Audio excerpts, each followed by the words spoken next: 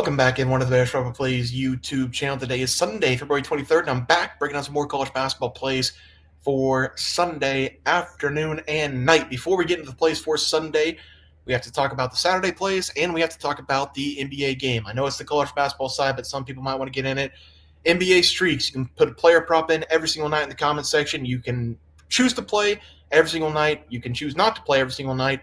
But whoever has the longest streak, winning streak, at the end of the season, we'll win that NBA jersey. All the rules are right here. Pause it if you want to get into this.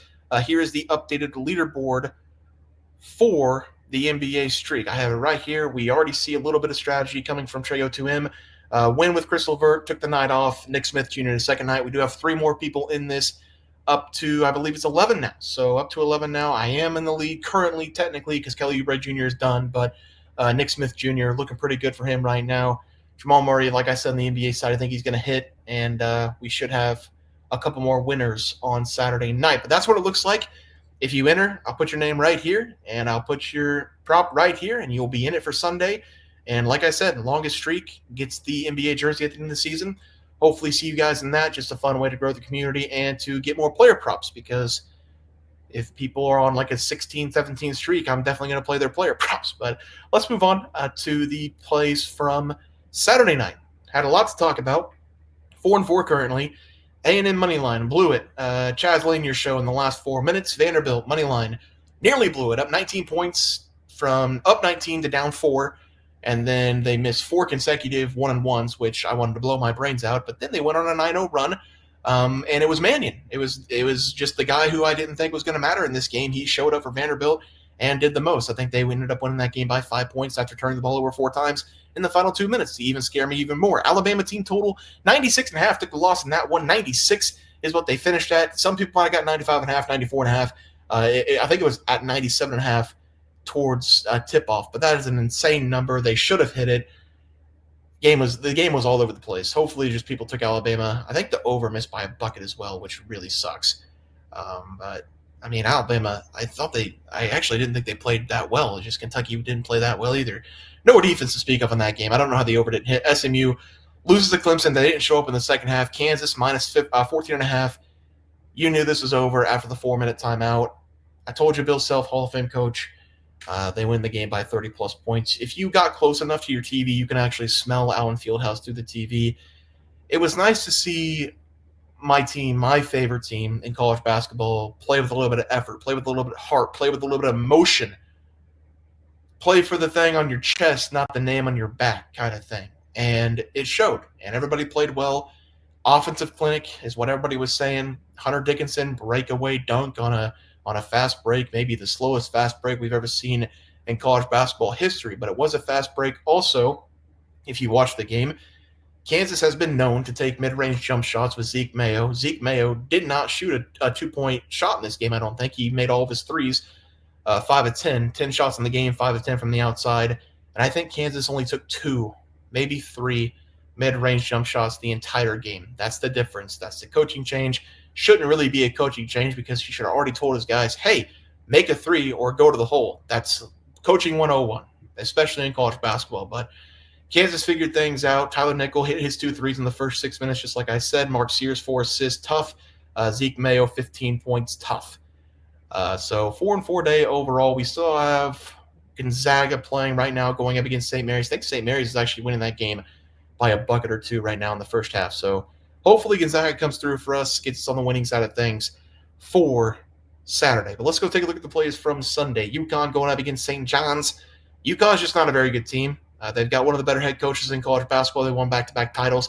They're just not a very good team. Had that big comeback against Villanova. They were down by 13 points. Made a huge run late in the game, won the game by 7 points. They should not have won that game.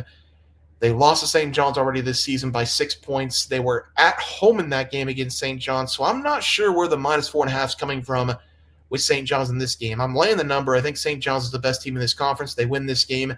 They play Georgetown, Providence, Seton Hall for 3 of the last 4 games. So if they win this game, they win the Big East. They have a matchup against Marquette, but they should beat Marquette because they're going to be at home in that game. They win this game. The Big East is there. So I think St. John's will not mess around. I think they win this game very easily. Defense will show in this one. UConn's they're just mid. I don't know what to tell you. They're just a mid-overall team. St. John's plays great defense, has a lot of great scoring guards, and front court, back court, very good. So I'm going to take St. John's here, -4.5 as the play. Second play, Purdue going up against Indiana. And boy, it looks like I may have been right with Purdue. They're not a great team. They're a good team. They might even be a good team. I don't even know what I'm saying. Michigan, Wisconsin, Michigan State in the last 3 games. Lost. One of them being at home, losing by 10 to Wisconsin, who let Oregon beat them today on a 16-2 run in the final 6 minutes at home.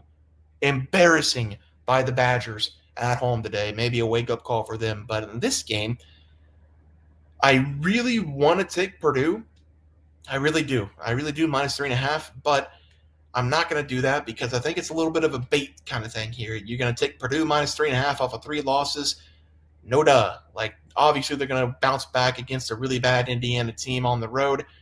I think Indiana, with their size, is a big mismatch against Purdue. So I'm going to take Indiana in this game with the points. Purdue only beat Indiana by 5 at home, and they got 24 points out of Braden Smith in the first matchup. I think Renew, Ballo, and Mbako are going to dominate the paint in this game. I'm taking Indiana for the upset. I will stick to my gut, and I will continue to say Purdue is just not a good team. I'm taking Indiana with the points +3.5 as the play. Let's go to the player props for tomorrow. Like I said, I will be taking Mackenzie Mbako as one of my player props. Over his total points, 12.5 is my guess, maybe 11.5. Whenever Malik went down with a little bit of an injury, Mbako was inserted into the starting lineup.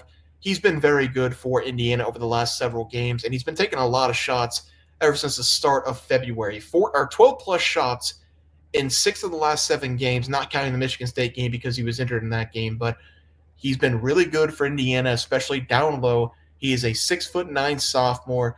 He bangs with the bigs. The rebounding numbers are actually a little bit lower than what I thought they were, but his scoring production over the last several games has been very good. 14-plus points in 6 of the last 7 games he's been in. Trey Kaufman-Renn is the only big man for Purdue. They play with 4 other guards. So this is going to be a very tough matchup for Purdue down low. If Trey Kaufman-Renn gets in foul trouble, Indiana can dominate the paint. I'm going to take Mbako here for the first play. Over his total points. Second play of the night, R.J. Lewis over his total points going up against UConn. 16.5 is the guess. Played up to 18.5, I suppose. But on the season, 17.6 points per game. Going up against UConn the first time, he took 21 shots. That is the highest shot total he has taken all season long against any team. He hit 10 of 21 going up against UConn, 47% from the field, and he went 0 of 6 from deep, but he still scored 21 points with only 1 free throw. He scored 20 points in the paint going up against UConn. They're going to feed him once again in this game down low. I'm going to take him here against UConn. Again, I don't think UConn's that good of a team. I think St. John's will play a little bit of bully ball in this game on both sides of the ball. Give me the best player for St. John's over his total points at home going up against the Huskies. That's the final play of the day. Let's go take a look at that recap graphic. We will be going with the Johnnies, -4.5 at home against UConn. Indiana with the points. Literally everybody is going to take Purdue -3.5 after losing 3 in a row. I'm not falling for it. Purdue is not good. I think Purdue is not good. Yeah, I think they're not good. R.J. Lewis, over his total points, 16.5, 17.5, somewhere around there. Mackenzie Mbako, over his total points, 12.5 is the guess going up against Purdue. Trey Kaufman-Renn, shut him down, get him in foul trouble. Indiana wins the game outright. Guys, that's going to do it for the NCAA basketball picks and props for Sunday, February 23rd slate of games. If you guys enjoyed the content, please share the like on this video and subscribe channel below. See you guys next video, and thanks for watching.